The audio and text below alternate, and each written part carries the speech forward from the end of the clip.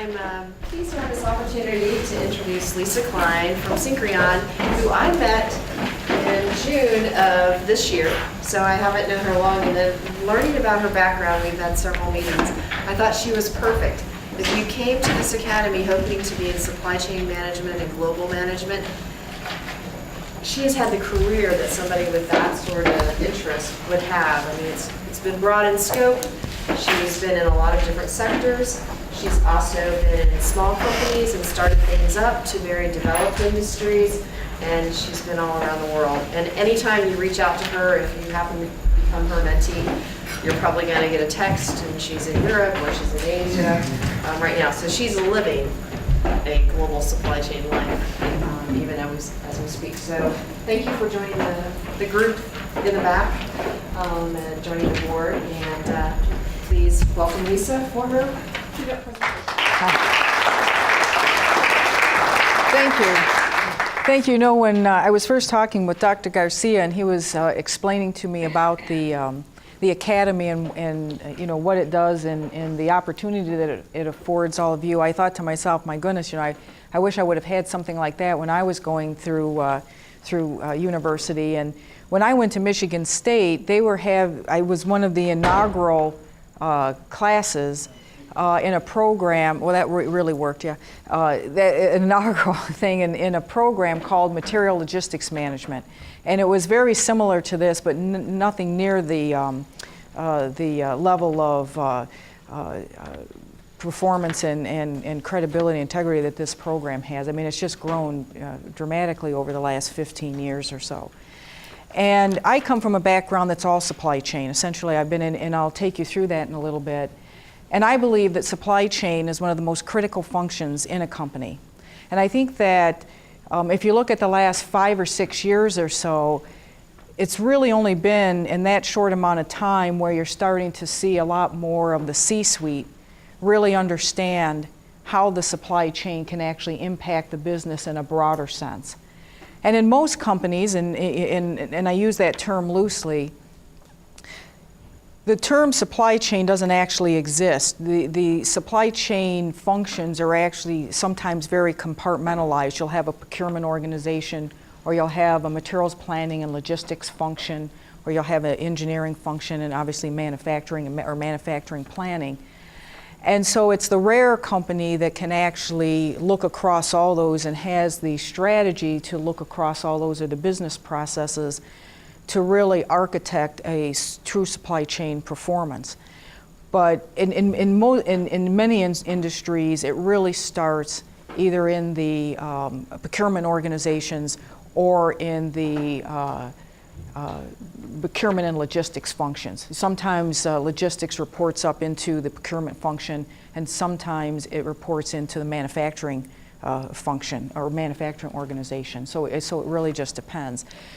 But it actually one of the most critical things, because it controls such a significant amount of the cost infrastructure of a company if it's done right, and it has such an immediate impact to the bottom line of a company. I mean, I think of the company I'm in now, which is a much smaller company than I had early in my career, and just a 1% performance improvement in our supply chain cost would be the same as a 25 times revenue growth that you would have to deliver to get that same impact. Now, obviously you need both top-line revenue and you need well-performing cost structures, but it just goes to show you the impact, and I think that that's why there's been a lot more credibility and a lot more demand placed on companies trying to get great talent and great intellectual capital into the company to help them with those complex issues as we start to look, and as you start to look more at a global world. So I thought, where was I going to start today? And I thought I would start with the dream. Okay, so when I was younger and I kind of looked at my life and I said, what do I want to be when I grow up? Or when people ask me at different points, what did I want to be when I grew up? One time I wanted to be a sports hero, and I was absolutely convinced I could play competitively in the WNBA. But there was this little height thing, and I was hoping Spud Webb was my hero, but that did not seem to pan out. So I wanted, because you know, you made great plays, you get all this adulation, And then I read a series, it's an American novel series called Cherry Ames. And it was about doctors and nurses and saving lives. And oh my goodness, after I read that series, I said, I want to be a doctor or nurse because it sounds like really cool and is adventuresome. And then I got interested in science, and I said, no, I really want to be a scientist because, you know, you can really change the world. And we were working on a lot of projects. And then I said, I was at an age now where I just wanted to be free. And so I wanted to be an adventurer. I just wanted to live on the edge. I didn't want to have any ties or anything, weighing me down. And I just wanted to be a free spirit. And so then, I don't know how I jumped from that to the big executive one, but then all of a sudden I realized you didn't get paid a lot being a free spirit. So I said, this big executive thing seemed to be a really good thing to kind of latch onto because you can run empires. Doesn't that sound cool? I can run an empire and I can transform industries and wow. And then I went through a period where I said, no, I really want to be an engineer. Because at that time, technology was changing really fast. You were making all these little gizmos and doodads, and the electronic age was coming to fruition. And I thought, wow, not only did you get to engineer cool things that people are going to use every day, but you can really define the way people live. And there was a lot of attention on really helping with different products and different gadgets. And so in my early days, I had a lot of dreams. And then I said, okay, I went 6 years of school and I got my MBA, and this is where I started. I was a dipstick buyer at a car company. And so at my $100,000 investment gave me, and I'll tell you, you guys all know what a dipstick is, isn't it? One of the most technically advanced components on an engine. And I am sticking with that story. But, but that's really where I got my start. And so it's incredible. So who am I? I've had the opportunity to work in the automotive, the semiconductor, the logistical services, and the healthcare industries. So I've seen a lot of industries, some manufacturing, some service-oriented. I've held executive operating positions in supply chain, in manufacturing, in engineering, in business development, and have run a P&L. And in each one of those, you really get a different view of what supply chain is and how it impacts that different function. I really would encourage you that if you ever get an opportunity to go in and out of a function, so if you start in procurement and you get an opportunity in manufacturing or in another function or vice versa or in logistics, do take it because I'll have to tell you, when I came out of procurement, I went into the manufacturing job, and then when I was in manufacturing, I said, now I realize why they call us those kinds of names behind our back. Because the things we used to do when we bought parts and we were having vendors, if we would have just made some slight modifications in terms of what our demands were on our supply base, it would have had huge implications in improving how those parts came through our manufacturing plants. So I've had those opportunities. I've worked at industry-leading companies. I spent most of my career at Ford, a good part of my career at Ford. Then I went to Edwards, which is the technology leader in vacuum pumps that supports the billion-dollar fab plants that make the chips, the wafers for the computer industry and other industries. And then Syncreon is a logistics services provider that does customized solutions for various Fortune 500 companies. And I've had the opportunity to live abroad for 8 years. I've lived in the UK, I've lived in continental Europe, and I've lived in Asia, about 3 years in each area. And I actually came back in 2009 from Asia, where I'd been in Asia for about 3 years. And again, currently I'm an executive with Syncreon, which delivers supply chain solutions. And the focus in the company that I'm with now is in the automotive, technology, telecom, and healthcare sectors. So when I look at my career, I've really had complete end-to-end supply chain experience. So not only have I delivered and bought supply chain solutions and architected supply chain solutions, I've actually been on the services side that has to actually deliver some of those. And I've also had kind of an interesting twist, which at first it was a little bit more difficult to get used to. I came out of a company where I was the customer, and then I became the vendor. And so that's a really humbling experience when you come out of a company where you're able to make a lot of demands, and then you are then now in the position where you're the one being demanded too. But the good thing is that it also grooms you to know, what is your customer really going to want? Because at the end of the day, you have a visceral insight into what is going to make those customers tick and what are the kinds of solutions that they're really, and it really isn't that complex in terms of performance delivery. So if I look at my journey and I kind of step back from it, when I was in procurement, it was really all around creating global supply chains, globally competitive supply chains. And it was architecting the best supplier network given where we were going to produce product and where we were actually going to sell product that enabled us to get the best quality, cost, and delivery in order to support that. And when I was in manufacturing, it was really all about delivering world-class infrastructure. Where were we going to put our facilities? Were they going to be greenfields? Were we going to retool existing sites? And what was that facility or the facilities actually going to look like? And so you were really trying to develop a world-class infrastructure to get your product delivered.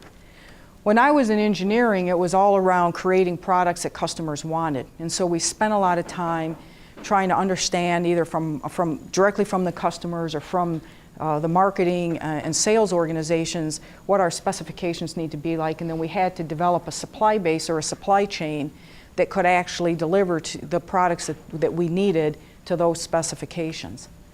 In logistics, to me, I think it's all around velocity and go-to-market strategy, because you're really looking at the velocity of the product to the consumer and how do you enable those go-to-market strategies that the customer has. And I don't care how much you make, I don't care how great your product is, I don't care how many products you have. If you physically can't get your product into the hands of the consumer, you don't have a business. And so it was really eye-opening to me how valuable the logistics function was, just really as a structural component of a business to actually get your products into the customer's hands. In business development, it's been all about creating growth. It's really driving top-line revenue and putting the plans and the mechanisms in place to do that.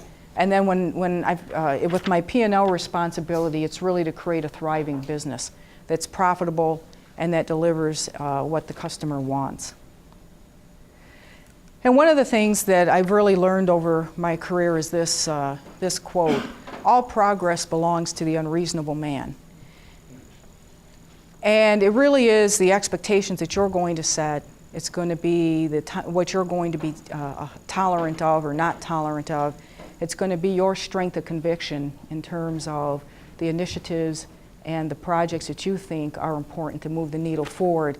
And it's going to be that willingness to not accept anything less than that really drives business forward. Because there isn't anything that that I've accomplished that you really have to have staying power behind it, and it really is always challenging yourself and being unreasonable, but in a good way. And so if you looked at my journey defined, when I was in procurement, I ran a $50 billion global supply chain essentially across all continents.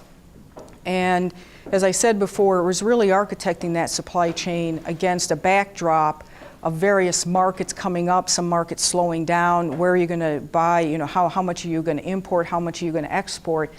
And the one thing I've learned is there's no necessarily right or wrong answer, but you have to be able to understand what your ability to adapt that supply chain and the speed at which you can adapt that supply chain, because it needs to be flexible enough to meet the varying demands and the varying changes that the markets are going to define.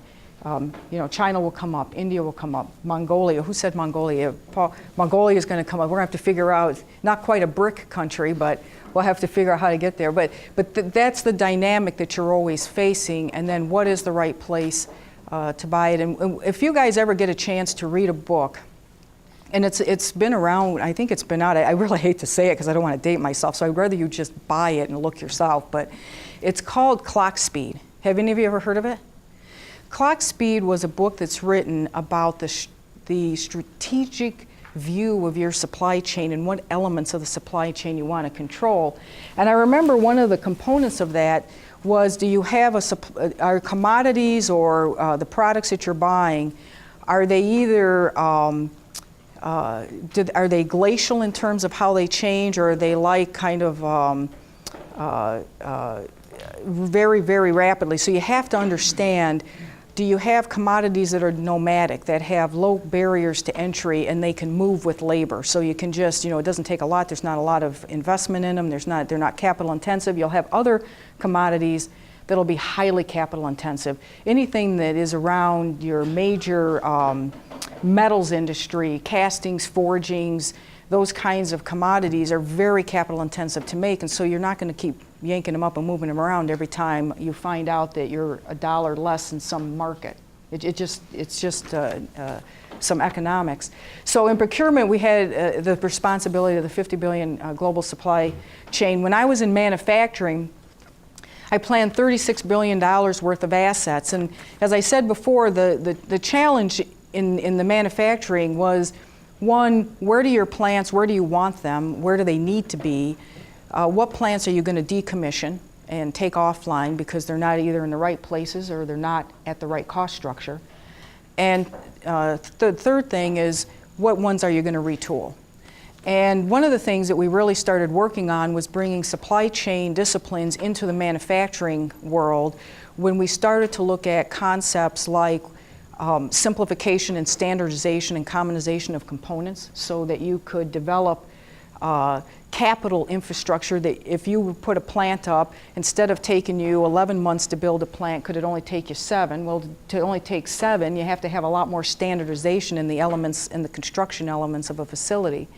We also started to take a look at, one of the challenges that we gave the team is, if I had to have a plant footprint that was 50% less but could produce 30% more output, how would we do that? And so then you start to look at different technologies, you start to look at, how are you going to manage throughput, you're going to start to look at a lot of things in terms of how you would actually architect a plant infrastructure that could actually be significantly smaller but produce more output. And then the material flows, which is another supply chain characteristic that we pulled in, was in the material flows, how do I do that with 30% less people? And so those are the kinds of challenges, and we actually constructed a model. We called it the factory of the future, and so we developed our template against that backdrop. And so in every time that we built a new facility, it had those factory of the future components, and then every time we retooled a facility, we tried to pull in as much as we could. But it really goes back to the kinds of supply chain disciplines that you really need to, that you do on the product side, probably more, is actually pulling that into manufacturing. In engineering, I ran an engineering organization, and that was really interesting, because when I went into manufacturing, I was not a plant rat, so I went in at a high level, so I didn't come up through the manufacturing ranks. And that was a little bit of an oddity. Thank goodness, everything worked out well and we delivered what we needed to deliver. In engineering, I actually ran an engineering organization. I had 150 in the US engineers, and then I had engineering centers in China, in the UK, in India, and in Mexico. And I don't even have a technical degree. So I was the only executive engineering director that did not have a technical background at all. And we were responsible, my group was responsible for actually redesigning and designing chassis and underbody systems for 6 vehicle programs to meet our customer performance. We weren't meeting our customer performance requirements, so we needed to redesign some of the chassis systems. And at the same time, they wanted $1 billion out. We wanted to see if we could deliver about $1 billion in cost savings. We actually delivered about $1.2 billion, and we actually finished about 3 months ahead of when we thought we were going to finish. So it worked out very well. And then looking at $3 billion in cost improvement over the company.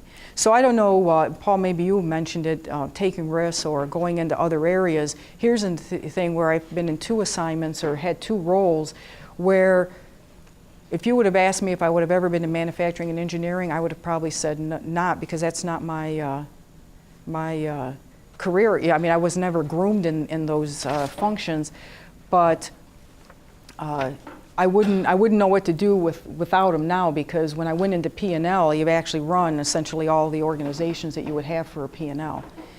In logistics, it's really been about delivering a 30 to 40% return on invested capital, not for our company, but for the company of the customers that we're serving. We're there to try to improve their balance sheets. We're trying to release cash through inventory reductions. We're trying to variabilize the labor that they have and make it more efficient in our facilities, to allow them to either reduce their footprint, which if they can reduce their footprint in their plant size, it can allow them to reduce their capital outlay and again reduces cash, or they can actually produce more in either manufacturing or whatever they consider their core business is, and they can get more volume and more throughput out of that, which is a productivity and an efficiency gain for them. So we were really working, when we look at service logistics, and Brent probably the same way, we really look at how do we improve the return on invested capital of our customers. And P&L, I have run about a $400 million P&L, and that was centered in Asia and then globally on a reman side. And then in business development now, I'm in the process of launching a startup within the company that I am in today, and we're actually growing organically versus through acquisition. So it's been quite an experience raising a company organically. And the one constant is continuously changing the game. Not only is the industry dynamics changing or market changes, but also we become leaders in supply chain of driving change, because we will see across a lot of these functions and we'll be able to weave things together that others may not see because they're very disciplined and very routine within their groups. So if I look at my career, I actually started out as a college graduate on the college graduate program when I left college, the dipstick buyer thing, which I aspire to. I can remember saying to my dad, I hope I'm a dipstick buyer when I get out of my MBA, you know. Boy, yes! And then I got that and I was just, wow. Then I was a buyer, a manager, a director, and then I had an opportunity to become an executive director. And when I was an executive director, I was actually fortunate enough then to be executive director in each of the regions and have operating groups. So I was over the Americas at one point, I was over Europe and lived in Europe at one point running the procurement organizations, and then I was over Asia Pacific and ran the Asia Pacific operation.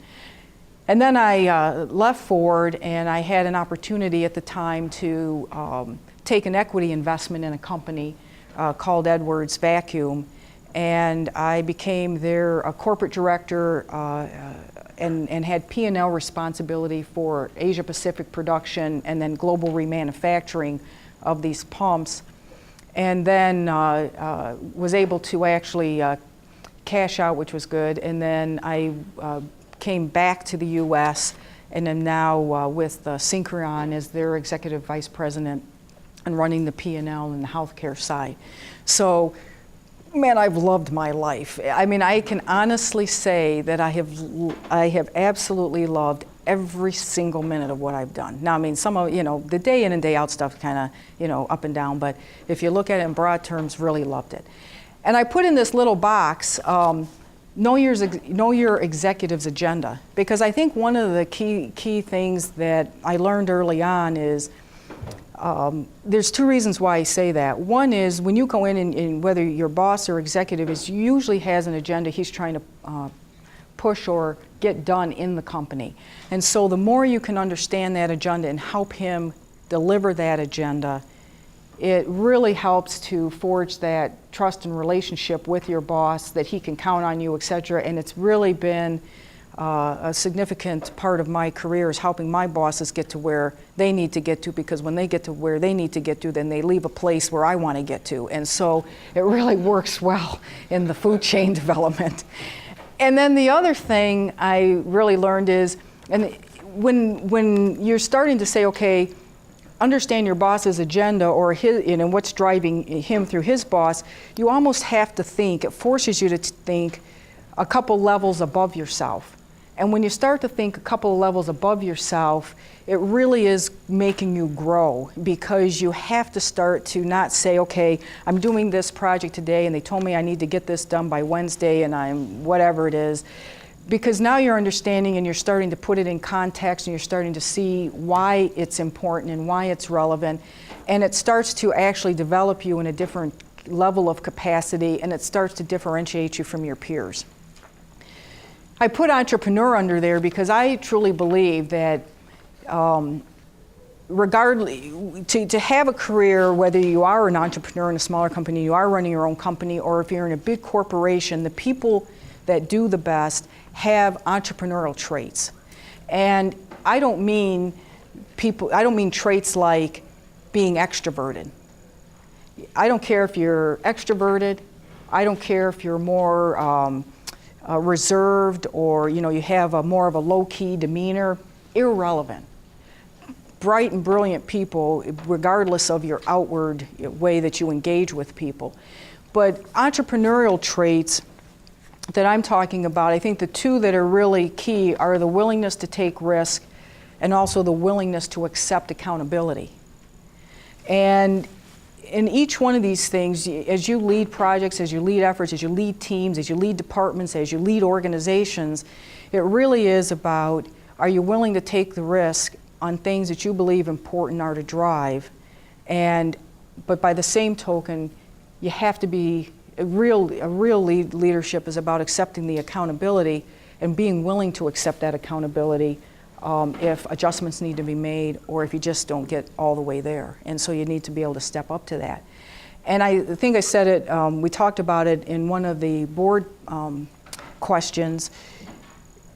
The key capacity to me in terms of really what makes entrepreneurs essential and drives them is their ability to adapt.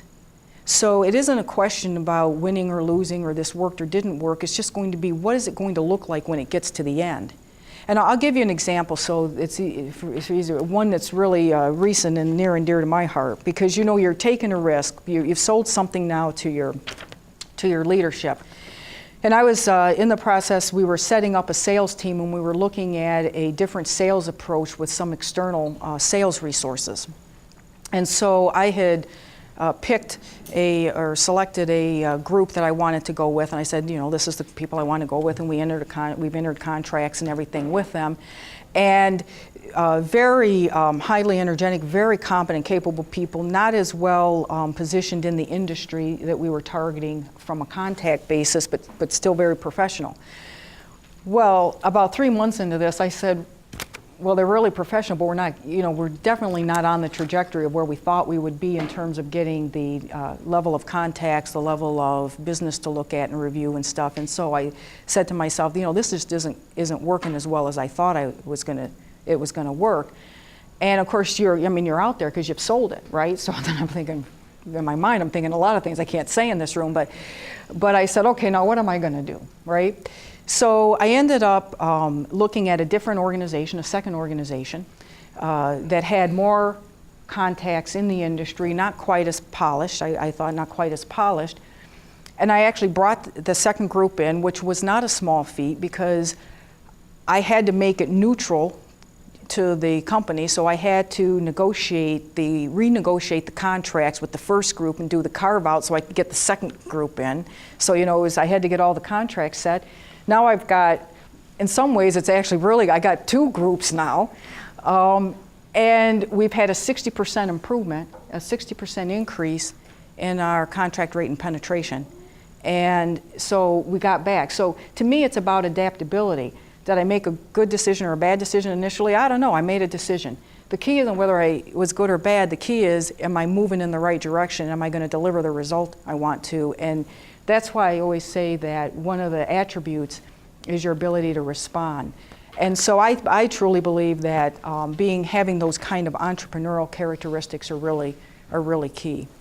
And I have to say this, and I don't know if other board members feel this way, but I've had a lot of feedback. You get the company, asks you like if you're happy at working with the company, and they give you those questionnaires and to all the employees, and then employees fill them out, and then they say my supervisor or my manager doesn't appreciate or doesn't accept or whatever risk taking, right? That's what they say on the questionnaire. I have my supervisor.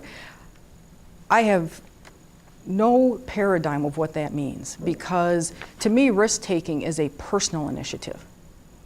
It's not I don't know how a supervisor enables you to risk-take. You either risk-take yourself. It's not like, okay, Bill, today, why don't you go out and take a risk? Just pick any risk and go out and take it. What does that mean? And then come back and tell me, how did that work out? It doesn't work that way. So it really is a personal thing. Risk-taking is, do you believe enough in what you're trying to put forward that you take the first, second, and third steps of walking toward the path of achieving it? And then you just make adjustments as you go. And then we heard this today, it's what you learn after you know it all that counts. And it's a dedication to continuous learning, because as you continue to go through and you continue to go through the functions, you go through the people that you meet, I will guarantee you that the learning process really never ends. And I had a really interesting experience of this one time. Because sometimes you can get kind of cocky, or you can, I don't know if that's the right word, but you can get a little bit, well, that is the word. So I was running the procurement organization, and that time the logistics organization reported into manufacturing. And we were always in this tug of war about, well, your sourcing pattern is costing us a lot of money on our logistics costs. Of course, I didn't have any metrics. I was there to get the best price, and he was there to not have any transportation, so we had kind of a conflict. And so one time I said to Frederick, I said, we were spending $9 billion, just to put this in perspective, we were spending $9 billion on freight. So, this wasn't an irrelevant amount of money. So I said to Frederick, okay, I said, why don't you take a look at the supply base and our facilities, and if you could move the product anywhere you wanted to within the existing supplier infrastructure, because all the suppliers had plants, tell me where you'd put the business. So they went off, and a couple months later they gave me this binder. And I was absolutely stunned, because I looked at this, and I'll give you an example in seating. It was in seat. I'll just use seating. We had 4 seating suppliers, essentially. We had JCI, Johnson Controls, Magna, Faurecia, and Lear. And so each one of them had different plants and facilities that the logistics guy knew about. And so they said, okay, you have this program with Magna. I'm going to give that program to JCI. I'm going to take the JCI seat that you have in that plant, and I'm going to give that and put that in this Lear facility. And so they just juggled everything. And so at the end of this report, they had taken $3.5 billion worth of logistics cost out, and no supplier was plus or minus in total more than $10 million. It was just amazing. And so then I made sure the logistics guys were included in all the sourcing decisions up front. And as we were able to get new product upgrades, we started to try to rebalance some of the plants so that we could actually improve that cost. But to me, that's just always learning, asking people and understanding where they're going to view the problem different. I wanted to talk a little bit about winning, because I think we all want to win. In companies, you want to win, you want to beat the competition. We want to be winners individually, and as people, we want to be a part of a winning team. And I think that you can really win on 4 levels. You can win as an individual, you can win as a member of a team, you can win as a follower, and you can win as a leader. And most of us are comfortable with 1 and 4. We like to win individually, and we like to win as leaders. And we like those 2 the best. I know I've always liked those 2 the best, because you have control over the outcome. You can control the outcome. I did this report, right? I'm the one that wrote it, I researched it, I did it, and so you feel very comfortable in terms of the quality, and it was you.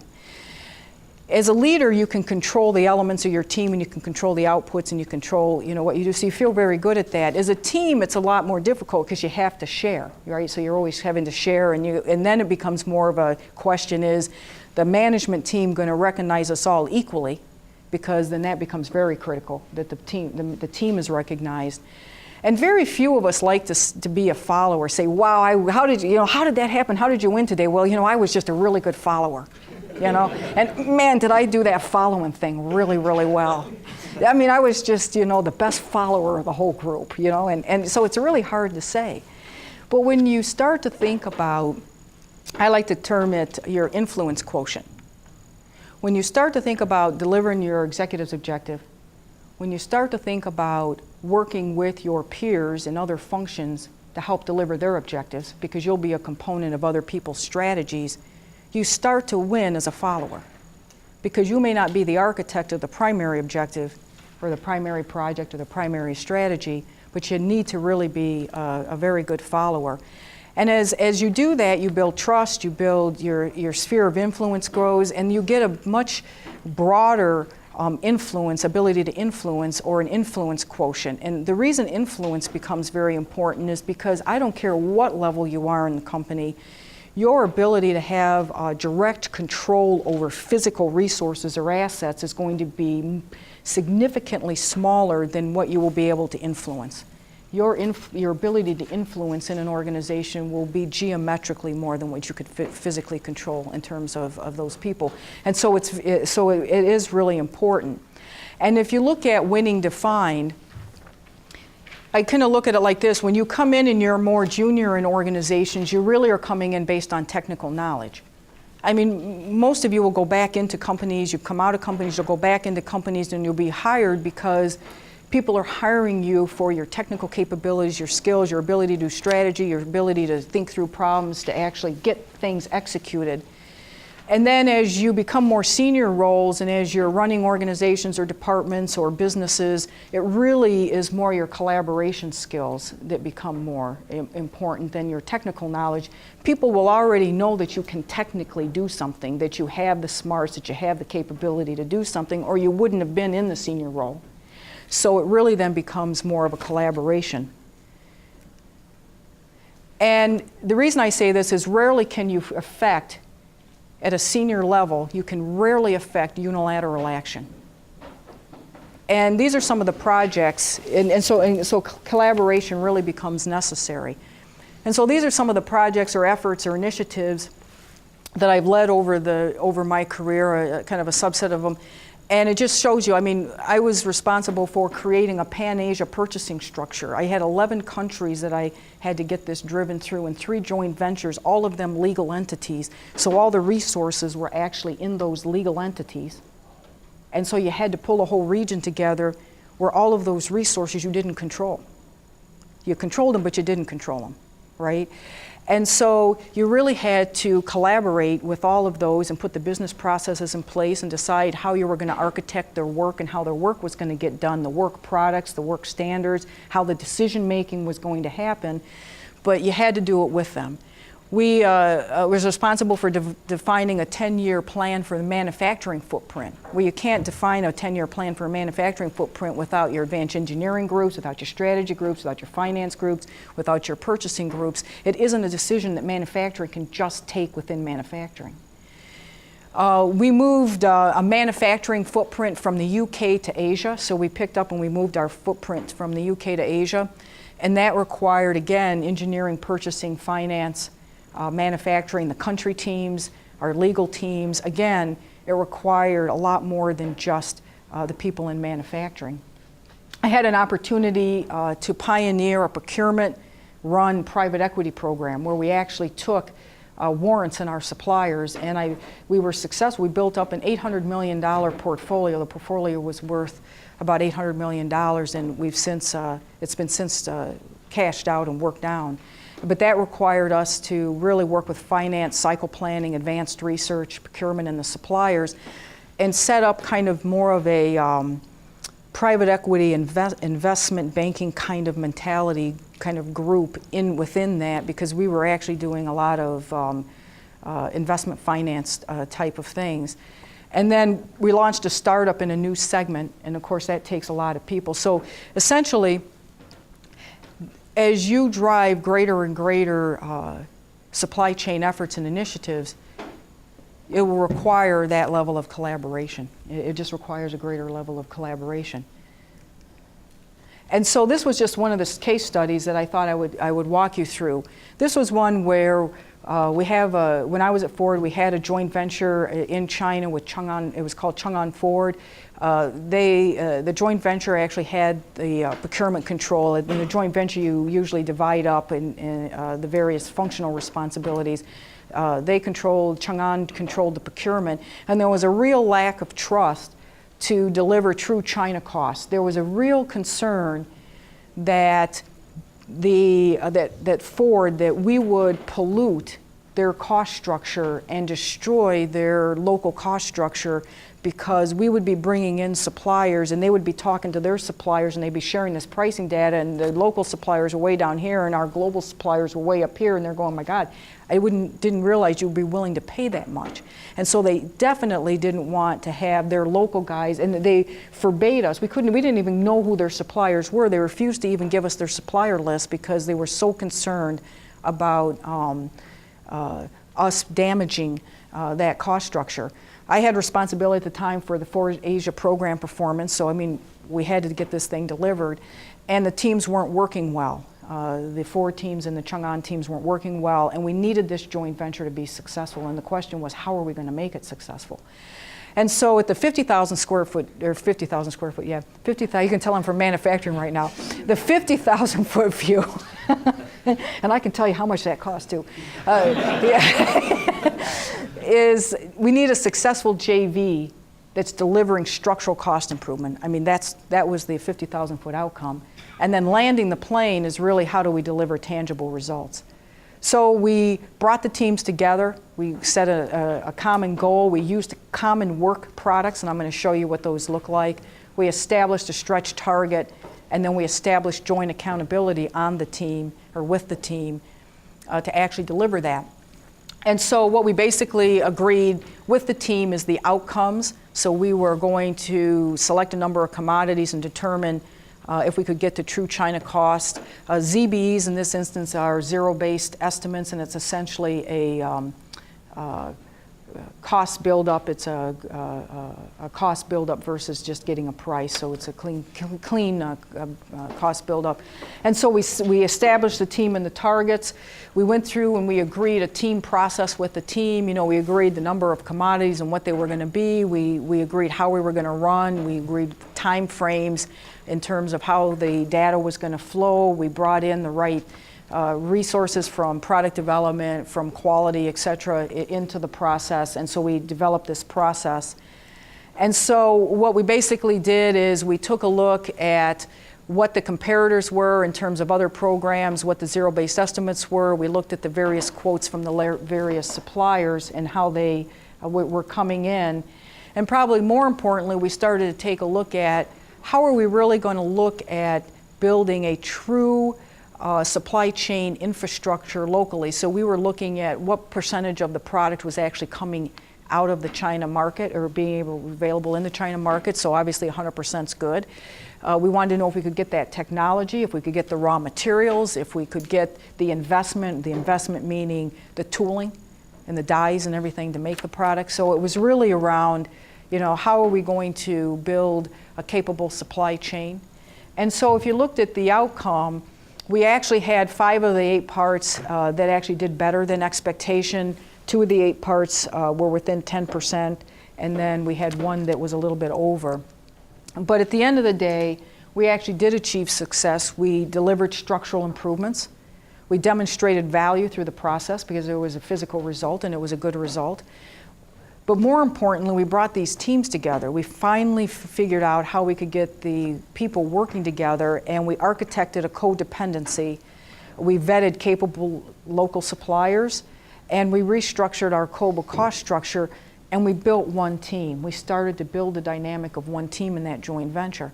And the outcome of that was we had a 27% cost improvement, and we were able to globally improve our competitiveness. So that was a success in terms of collaboration for us anyway. When we talk about industry trends, and it's come up a few times, and having been on the supply chain side, I mean, I know this is kind of controversial, but I say, who cares? I mean, who cares about industry trends? And I know you have to care, but I don't. Because for me, it's really about building supply chain capability and organizational capability to deliver agility, flexibility, speed, and adaptability. So you really are trying to look at how can I get those things embedded, or do I know how to get those things embedded and those attributes embedded within my supply chain? And so being the best in the market served is really about asking yourself, and I don't care if you're buying, if you have a desk that you're buying on, or if you have broader logistics, it doesn't really matter what it is you're controlling. What is your ability to react to new opportunities? It's a question anybody can ask at whatever level and whatever role they're playing. What is your company's level of flexibility to stand up capacity quickly? I mean, how quickly can you stand it up, and how would you do that? And what's the ability for you to scale your human capital? Because a lot of times you're actually gated more by your ability to scale your people than you are the ability to scale your assets. And then do you know what your bottlenecks and constraints are, and how would you break those? So to me, it's more important to really understand how do you build speed, agility, flexibility into your processes, or know how to do it in case you have to react, or in case the market trends say you need to react. And then I have this quote. I said, leadership is act as though it were impossible to fail. And when you start to take a look at really constructing organizations or businesses that have those kinds of characteristics in terms of knowing how they can be dynamic and reactive, it becomes very important that you can ask yourself, what does good look like? You know, what is, how is, from your leadership standpoint, are you going to drive those forward? But also, what does good look like? When we restructured the manufacturing footprint, we did it in 9 months. We actually, from the time we started to the time it was a machining, we did a lot of our machining, moved that into China. We essentially, from the time we started to the time we were getting first parts out of our new facilities in Asia, it was 9 months. We've launched into a new segment in 120 days. We've integrated major acquisitions in 11 months or less, for 3 or 4 months ahead of schedule. We've redesigned products to improve the function and cost within 11 months. We've restructured the business to extreme volume decline in essentially 60 days. And within 120 days, we've made them cash neutral to the business. Through a variety of actions, we were essentially made it a non-issue to the business. And so, for me, I think the myth is it just takes time, and I think the reality is you determine the time. And I think all of you, and this is what I was saying a little bit earlier, well, you'll all be in positions, and I've been in positions where people will give you an excuse, and I know that's a harsh word, but people will give you an excuse, oh, I just need a little more time. And you know what? You don't need a little more time. You honestly don't need a little more time. You need to set the objectives, and you'll need to set them for yourself and for your team and for your organizations of what is really required and what's really realistic, and you will determine that time. And I learned this time and time again. I can remember when they were asking us, when I was early in my career, they say, okay, we're in the budgeting process. What do you think you can do next year? So you say, oh my goodness, it took us forever, we just barely eke by, we got like 2 or 3%, so I'll do a 3% improvement. And the answer is you're right. Then I learned, well, I wonder, I'll see with the teams, let's do a 20% improvement. And you know what, we were right. Then you say, well, maybe I should ask them, I'm going to go for a 50% improvement. And you know what, you're right. Because whatever you demand or require or set the objective at, you are going to get a solution. Now, I'll tell you this, the 50% solution is going to look significantly different than the 20% one, and the 50% one isn't going to look anything like the 3% one. But you will have the capability within your teams and within your organization. If you want the 50% solution, there are ways to get to the 50% solution. They may require structural changes, they could require significant retools in technology, but you will be able to get there. And so it really becomes about what are your expectations? What are going to be your expectations for yourself and for your teams that you're going to lead and for the people that you're going to interact with? But whatever you say, you are going to get what you say. You'll get it. There's very few people when you ask them for 3% say, oh no, I'm going to get 20. You'll get 3.5. I've done this. Lisa, I got 3.8%. You asked for 3, I got 3.8%. Then I asked Bob, can you give me 20? He said, 22. 22, man, I got 22. I asked Mary, 50.7. So it's just a lesson. You know, sometimes you'll know when you're pushing the envelope too far, but you'll actually get what you ask for. So in a worldview, you have either global or local. You can have new economies, old guard. You could be nomadic or stationary. You can be asset light, asset heavy. You can have all of these kinds. It can be time. It can be geography. It's really about what drives your business, what impacts your business, and really what transforms your business. And those are the questions, I think, from a supply chain perspective that we're always asking. And this is a case study. When I was at Edwards, we were actually looking at kind of redefining and retransforming our manufacturing footprint to really our customer base. And when you looked at the product that the distance that our product traveled, they traveled 93,200 miles, and we had 70% of our manufacturing in the UK and 70% of our revenue was in Asia.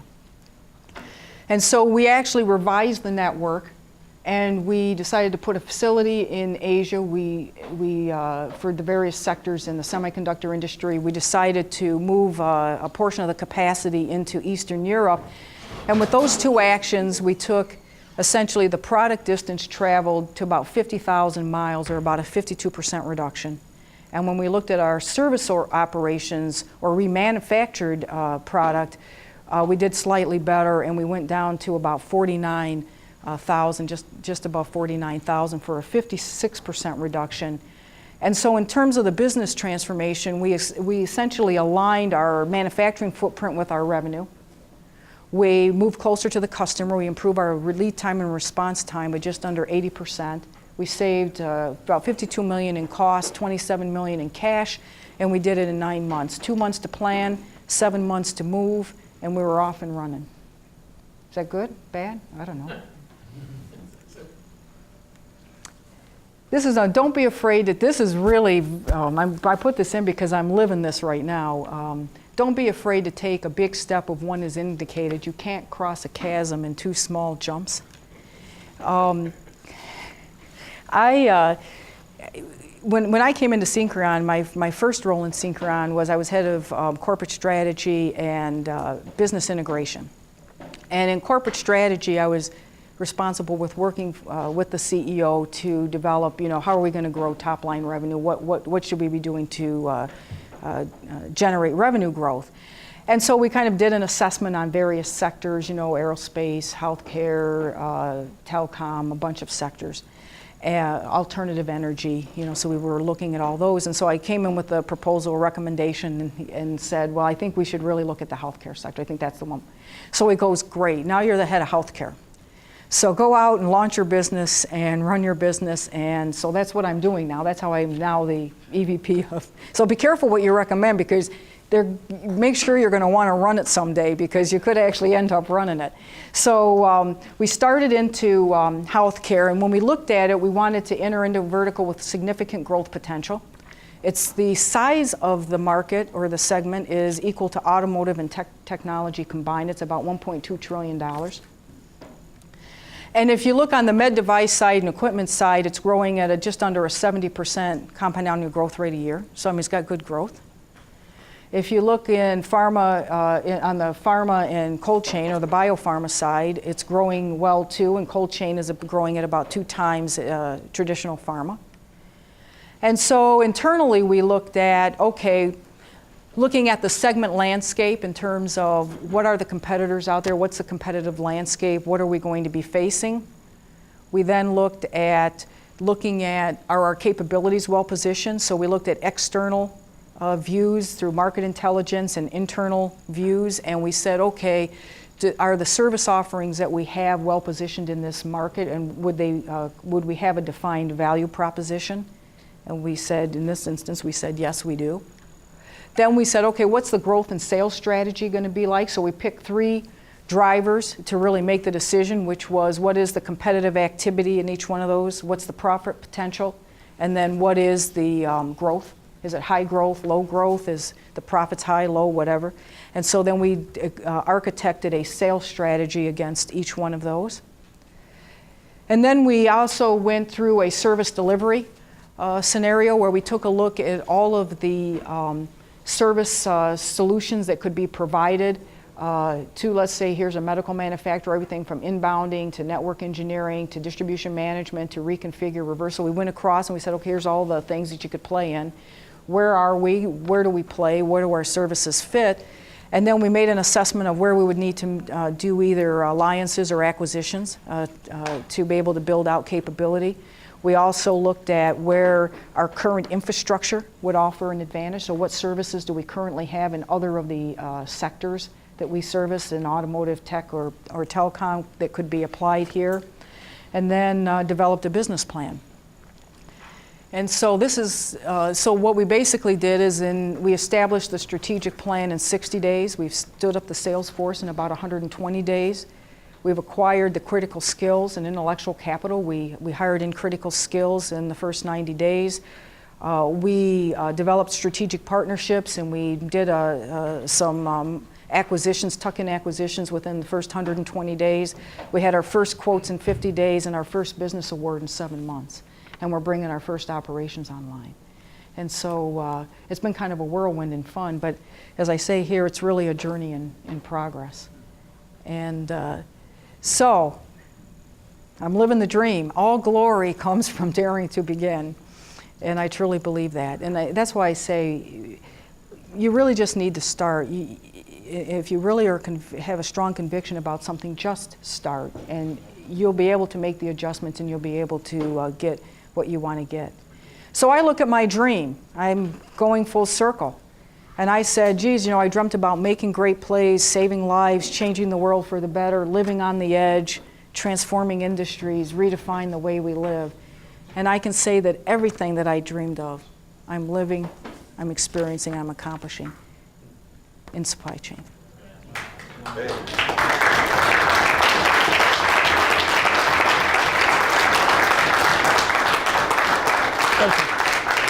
Okay. All right. Say anything about this quote? Oh, real leaders are extraordinary people. Extraordinary. This is what I'd like to ask you. What's your dream? What's your journey? And what's the difference you're going to make? I can't wait to see. I honestly can't wait to see. Because, at the end of the day, you are the future.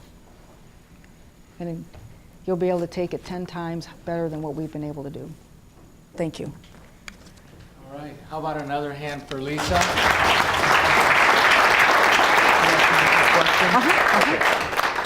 It's wonderful. So thank you, Lisa, for nominating Lisa. And now I know why several of the phone conversations that we had, you were in airports and you were, either coming into the country or going out of the country. You were busy doing this. So it's great that you could join us and that you would accept our invitation to be part of our academy. Fantastic. We have about 20 minutes for Q&A with Lisa. So this is your time, and we also invite any of the board members also to ask any questions of Lisa. So I have a small question. You put risk on one side and you put adaptability on the other. Are they sort of on a seesaw, or are they kind of pulling one another, or are they really things that support one another? I think they're things that support one another. I honestly do. I think that they're supportive, but they both need to be there. You just really need to have them both. If you're a risk taker without accountability, then it's always somebody else's problem when it doesn't work. And that's not what you want to be known for.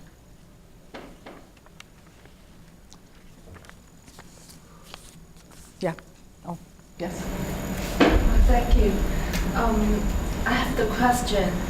Well, the 7 habits of highly effective person says, begin with the end in mind. And what leads us to our goal is the principles. What I learned from the presentation is a strong will to make things happen. Mm-hmm. And now, as a real human, I'm more interested in how you balance your life and work. Because what we hear is a strong will to make things happen, or work. Well, yes. I'm probably not the best one to ask that, and I married very well because my husband accepts me, because I've invested a lot. I have quite a dynamic schedule, and we've found a way to make it all work. And it had, you know, in some instances it hasn't been that easy, because when I lived abroad for 8 years, my husband doesn't travel with me. And so he doesn't come and live abroad with me. And so we have a relationship that we worked out where he would come over like 1 week a month. And because I have such a heavy travel schedule, I had asked him at one point, okay, where do you want to be alone at? Because you're going to be alone, so where do you want to be alone at? And he said, I'd rather be alone with my family and friends and everything like that, and so that's one of the reasons. So I think on a personal note, I have a super guy, and I think that really helps a lot. And but when we're together, it's like we're just totally there. I have a lot of interest. We boat, we do a whole bunch of stuff in the summertime, so I do have a little bit of a life. But you know, it's funny because I just actually like to work. I mean, I like what I'm doing. I hate to say this, but it is my life or how I am, and I really enjoy it. And so I'm kind of a little bit with Paul. I saw it when I was in accounting 101. It was my sophomore year in college. My girlfriend and I had a bet. We started as the first day of class. We had a bet to see who could get a date by Saturday, and so that was our goal. And so we went into this class. We were scouting around, looking out to see who the targets were, right? And not that I should tell you guys this, and I looked around, and I saw Al, my husband, and I said, in that instance, that's the guy I'm going to marry. And we were dating by that Saturday, and we've been together 31 years. And so I married well. How can I say? That is sufficient closure. Yeah. Now you have.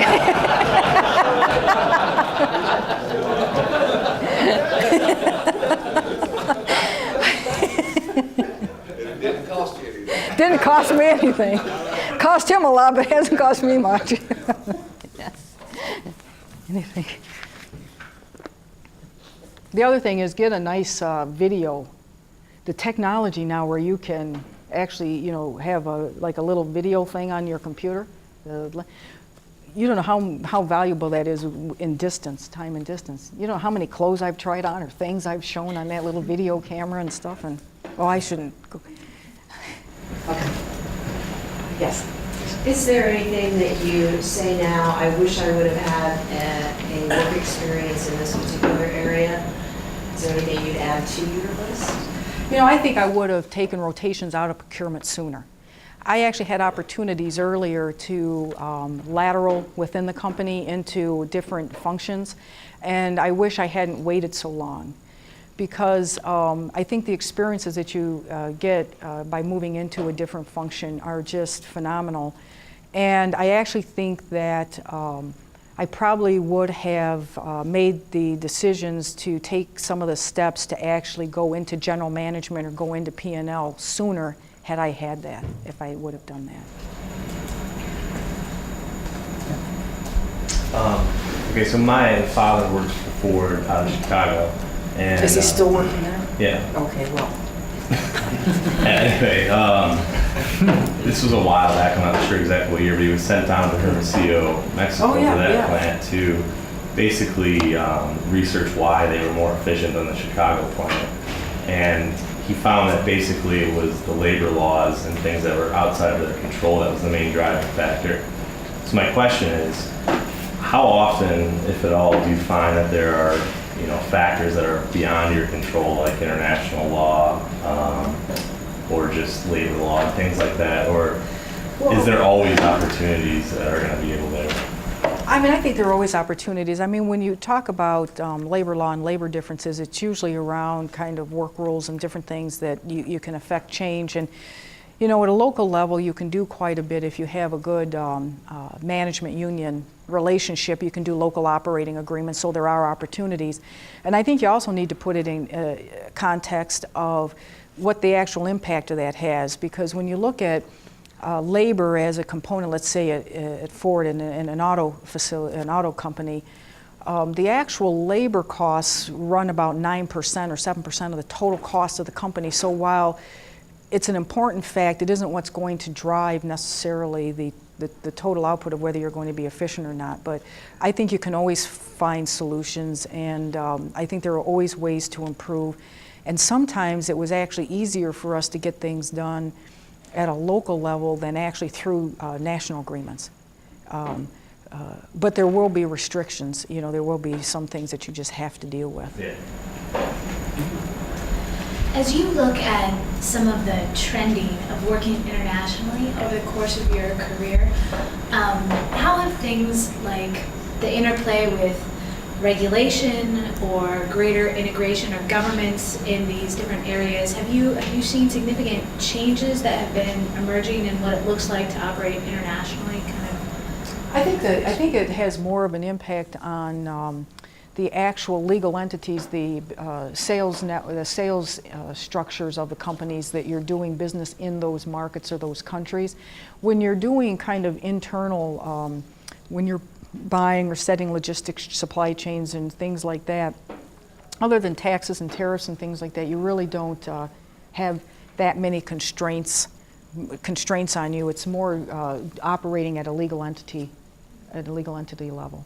So you pretty much have some pretty, now you can do some crazy things, you know, so take an example in Brazil, because they have the high tax on imported goods. So what we see a lot of, and what we actually did, is you try to take a car and you knock it down into, you know, 100 different little sub-assemblies, and then you bring it in and you say, no, these are parts, and then you reassemble it in the country, and then you don't pay the tax, right? So, you know, it drives you, some of the taxes and some of those kinds of infrastructures have creative ways on how you actually deliver product cost effectively.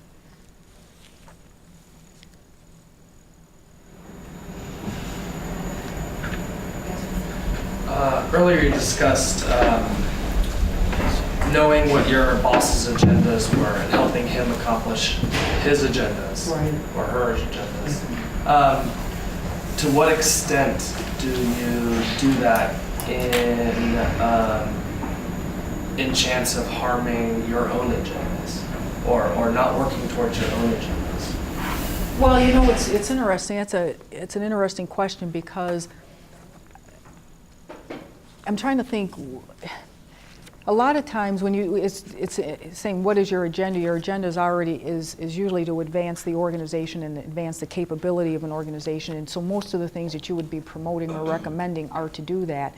What I always found, and I did the majority of the time, is I would actually take things to him or to her and actually say, okay, have we thought about doing this, or have we thought about doing that, and so they adopt what your projects are. And then if I had an ability to be able to have some level of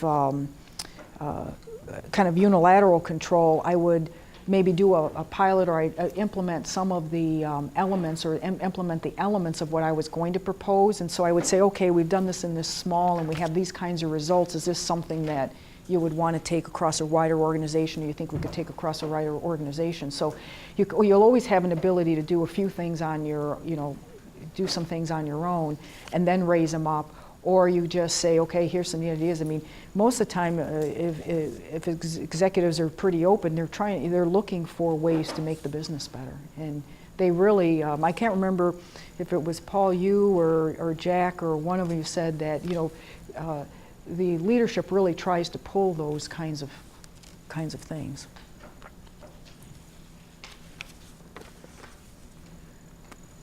But usually needs to have it fleshed out a little bit. You know, an idea just, you know, you need to have thought through why you think that. And so we were talking a little bit about that. If you say, okay, I think if we did this, it would be really great, and they'll go, well, it's kind of like that commercial where the CEO and the CFO were walking down the hall, and they have this IT group, and they're having that big party, and everybody's singing and laughing, and they got the confetti and everything, and the guy comes out, and the CEO standing there, and he says, okay, Bill, tell him what you did. And it's some like, you know, I did this, trying not to predict this, that, and the other thing with this kind of language, and the CEO's just like stone-faced, and then the CFO says, he just saved you $7 million. Oh, okay. So, okay, that's a good one. Okay. I get it now, right? So, you know, you need to put it in a language they can understand. Lisa, Yeah. this hasn't come up, this issue hasn't come up with this group, but invariably when we get into the global management topics in the academy and the cost savings and that kind of stuff, there's, previous groups have tended to focus on the human side of outsourcing. What are your views on how do you look at a business proposition or the challenges in international business that involve relocating work from one country to the other, to another country in search of cost savings or to make things, to simplify processes and things like that? What are you, Well, what can you share? this is going to be a little harsh, but businesses are in business to make money. That's what they're in business to do. And companies that supply businesses are in the business to supply products at a competitive price. You don't lose the business unless you're not competitive. And what I found, over the years is there's always a way to get yourself competitive. There is always a way. And sometimes it takes major shocks, like when the casting and forging industry was under pressure from Asia in the US, we probably resourced, we almost eliminated the industry in the US, and we probably closed 70% of the capacity. But you know what? They started investing in technology. They started, the companies were left, they started reinvesting in the right technologies. They started looking at different manufacturing processes that were more cost effective. And within a three-year period, probably 36 months or so, 36, 40 months, they started to bring online capacity that was competitive, that made switching very hard. And so I'm not so sure, what the human element is. I think that you're here, you're here to be competitive. You're going to be making decisions that impact people's lives every day. Every sourcing decision that you take will have that kind of an effect. But your obligation personally is to do the right thing for the company and for the business, and be as, I guess, as humanistic as you can to the businesses that are outgoing. But my guess is they're going to fight hard for that business, and they're going to try to figure out a way. And look at the seismic shifts. I mean, there are complete industries that are no longer in the UK. There are complete industries that have closed up and are no longer in the US. You just don't find them anymore in the US, and that's a real reality. But it's about being competitive. And as much as you like, I don't mean to be so harsh, but we're here to compete.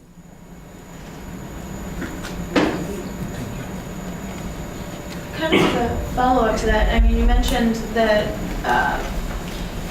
you don't need to forecast industry trends if you're agile and competitive, but how does that kind of play along with kind of an outsourcing capacity of being able to foresee, a different area that you can move into or I was just maybe being a little bit tongue-in-cheek on that. I just think that industry trends, you need to understand where industries are trending, and you need to understand where demographics are trending and things like that. And most companies do some level of forecasting. The key when you're looking at, especially from a supply chain standpoint and from an organizational capability standpoint, is if you're putting the right dynamics in place in terms of how am I going to look at the most competitive, and you're staying, in some instances you should think of yourself, am I going to lead the trend, or am I going to be in front of the trend, am I going to be driving a trend? What we found is, because when I was in Ford and when I was in Edwards, because the supply base usually has such a significant amount of competitive pressure on it all the time, they're usually in places that we go to second. So I can remember when I was in Europe, and we weren't even thinking about bringing Russia online as a component source. And yet, if you would have asked any one of our top global suppliers, they were already in Russia, already had parts that were coming out of Russia. They were already putting in and working on the quality development and the quality systems there. And so it's not too hard to really understand between growth size and market size, and then where cost structures are. You can get a pretty good sense of where you need to be. But you do need to. I'm actually more. I think what's to me is more ominous is technology trends or transformation trends. What's going to put you out of business? You know, what is going to impact your business to the point where that product is going to be irrelevant? And I'll say, and I'll give you an example. In seating, we had a whole seating structure, infrastructure with our suppliers that was metals oriented. You know, it's all a metal framing, metal tubing underneath that seat. And then the plastics and composites started coming out. And of course, the guys that had infrastructure in metals never showed us a composite or plastic seat because they would have had to take down or, you know, reconfigure their manufacturing operations to be able to support that because they don't have plastics or metal or plastics or composite. And so you ended up going to new companies that was actually what they were in. You know, they put the technology in, and it took out the whole, you know, you just obviously eliminated some of the old infrastructure. Now, what would have been better? Should those companies just say, hey, listen, I look at these technology trends, I got to start either switching out my plants and I have to start changing over to those new technologies. And we actually had a company that did that, and I'll show you the converse of that. We had a company that was in window regulators.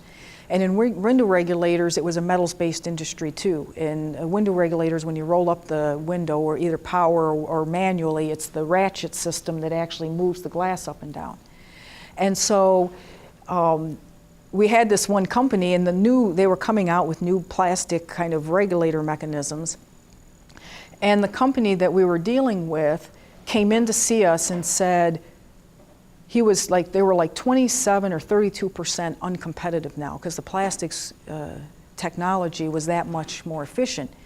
And I mean, you're not going to walk away from, I mean, it's a reality, you're not going to walk away from 27 to 32%. I mean, you can't. You just physically can't. Because you're going to be competing with product that's facing you in a showroom or in a store that's going to have that in there, and you're going to have a disadvantage. So the CEO, and I always remember this, and that's one of the reasons even why I've really over the years challenged myself more aggressively, is he said, give us just give us time. We're not going to be able to get this quote, but if you will just include us in the next quote, I'll come back to you with a solution. So we said, okay, so we didn't think anything of it, right? What we had a source. So this gentleman comes in, the CEO comes in. He came in it was about 11 months later. And in that 11 months, he had sold 3 of his metal divisions. He'd bought 3 plastic companies. He'd restructured his board, brought in board members that came out of the plastics industry and the composite industry, jettisoned some of the old boards, redefined it, had a technology, and he was 35% cheaper than we had. And so I say to yourself, how much time do you need to get serious about being competitive? He did it in 11 months. 11 months. And so then you say, that's why, how reactive do you need to be? How capable is your organization? It took one person that just said, I am not going to lose, and I can do this. And he restructured that whole company. Now, we gave him the contract. I think if he would have been at 30%, we would have given him the contract. If he was 2% more expensive, we would have given him, just because of the effort that he'd gone through to demonstrate that he could be competitive. And so that's why I think that all progress belongs to the unreasonable man. What was reasonable? You got industries today that are dead just because they wouldn't do that. And this gentleman did it in 11 months. It's kind of thought-provoking. How about a hand for Lisa?